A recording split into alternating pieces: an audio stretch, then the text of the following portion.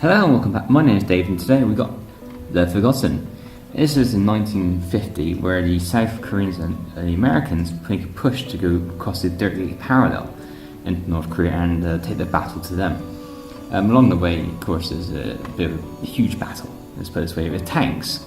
And a couple of tanks get sort of lost along the way and have to try and basically fight their way out.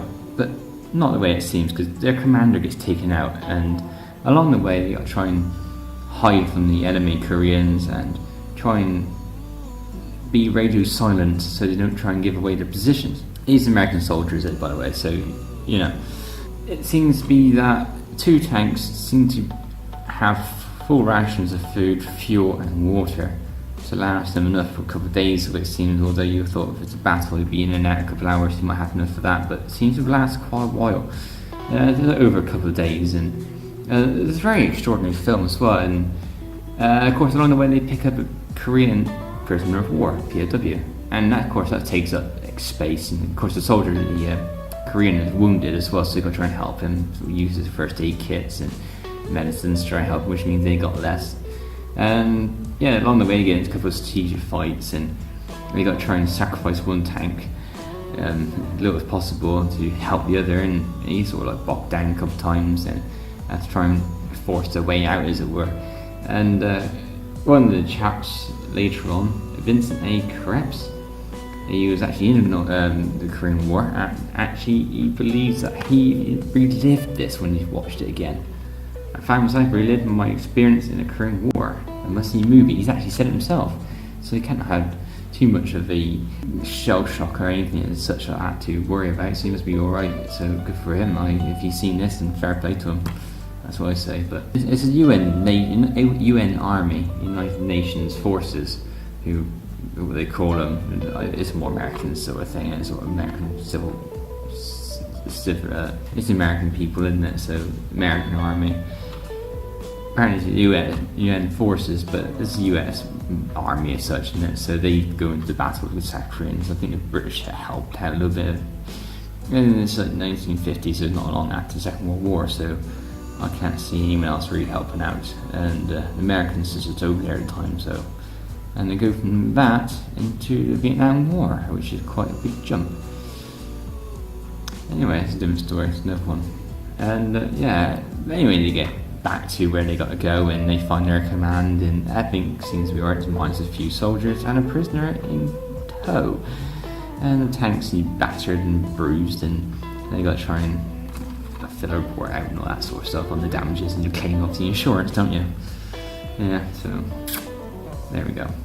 October 1950 is 30th parallel. North Korea tank platoon is isolated behind enemy lines. The Forgotten hope is their only ally. I found myself reliving my experience in the Korean War. Must see Vincent A. Krebs, 2nd Infantry Division, Korea, 1950-51. Very nice sort of simple case, actually, isn't it? You've got the tank and some soldiers at the top there.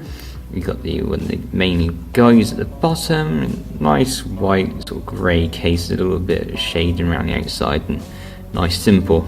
They've gotten in the middle, a little bit texty in the corner. That's quite well designed. I like that. And even the spine's that simple as well, so you can't go wrong. They're Forgotten. I like how it's all one colour as well. Like a couple of colours. It's very simple, very nice, and very pleasing to the eye. Especially on the back here is that sort of very simple, very nice, and just can't complain really. It's just a beautiful looking case.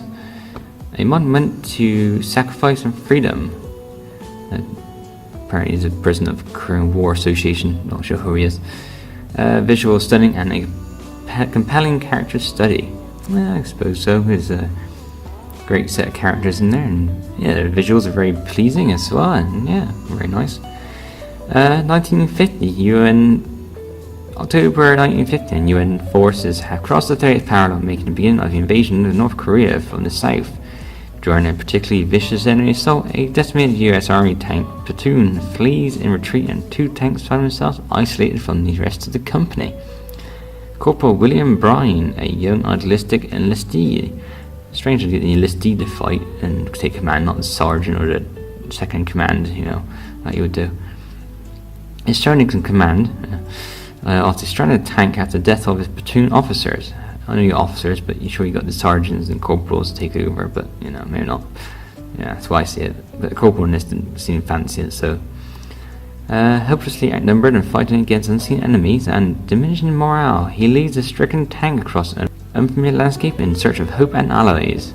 Death, dissension, and wounded North Korean POW tests, William resolved to breaking point, but he must find it within himself to lead the beleaguered crew of Cowboy 2 back into battle.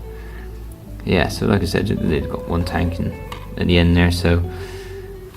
I don't know, it says tank platoon. It's like to say it, but what's a platoon in the tanks? I don't get it. But no, very nice looking case and very exciting film.